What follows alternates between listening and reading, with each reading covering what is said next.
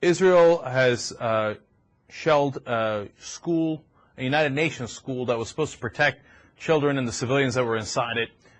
They killed 30 civilians there at least. Most of them were children. 58 Palestinians killed overall today. The number of Palestinians killed since the bombing began is about 600. It changes all the time. But right now it's about 600 people that have been killed, at least half of which are civilians, or half of whom are civilians. And it just gets worse and worse and uglier. In fact, we want to show you a report about it, and then we'll come back and talk. Just a little bit more than an hour ago, the Israelis bombed the central fruit market in Gaza City, and we had a mass influx of about 50 injured and between 10 and 15 killed. At the same time, they bombed an apartment house with children playing on the roof, and we had a lot of children also. So this is really like seen from the Dante's Inferno. It's like hell here now, and it's been bombing all night. Up till now, close to 500 people have been killed, and the number of casualties is getting to 2,500, of which 50% are children and women. Are your hospitals reaching capacity? Can you deal with these people? We have been doing surgery around the clock. I just talked to one of my colleagues in the ICU who has not been sleeping for 3 days, and the hospital is completely overcrowded. We are running 6-7 ORs, and there are injuries you just don't want to see in this world. Children coming in with open abdomens and legs cut off. We just had a child we had to amputate both legs and the arm. And the only crime they have done is being civilians, the Palestinians living in Gaza. The relief now is not more doctors and more drugs. The relief now is to stop the bombing immediately. This cannot go on. It's a disaster. You've talked about the civilians, the women, the children, the men who aren't involved in this, but are you also getting casualties that are Hamas fighters?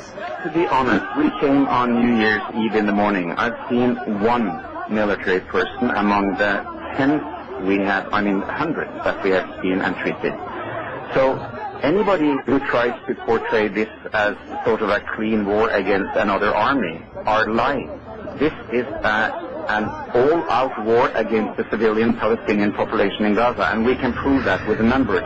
And you have to remember that the average age of the Gaza inhabitants is 17 years. It's a very young population, and 80% are living below the poverty limit of UN. So this is a poor and very young people, and they are able to escape absolutely nowhere because they cannot flee like other populations can in wartime, because they are fenced in and they are in a cage. So they're bombing 1.5 million people in a cage, and young people, poor people, and you cannot separate between the civilians and the fighters in such a situation. That was Dr. Mads Gilbert. He is a Norwegian doctor who's taking care of some of the wounded in the Gaza Strip. Look, let me ask you something on a personal level. Let's say that you are walking by a school in your local town. Now, if this analogy were accurate, you would have invaded that town, right? But let's leave that aside. Let's say it's just a normal day. You're walking by a school, kids are inside it, and you think you heard somebody firing shots at you. But it's a legitimate threat, and you feel your life is threatened. Would you be scared? Hell yeah. Would you want to find out who was doing it and stop them? Of course you would. Now let me ask you, in all honesty, would you firebomb the school in retaliation? Like you think, I think I heard a shot from there. There's all those kids in there, but let me firebomb the school and, maybe have 30 kids die. I don't think you would do that, would you? I think you'd have to be a terrible person to do that. I know I wouldn't do that. I think that there were shots coming from that direction, so let me throw a bomb in this school full of children. You'd have to be a monster to do that. But if a state does it, well, hey, it's just war, man, and it's collateral damage. What could you do? Well, one of the things you could have done is not bomb the school.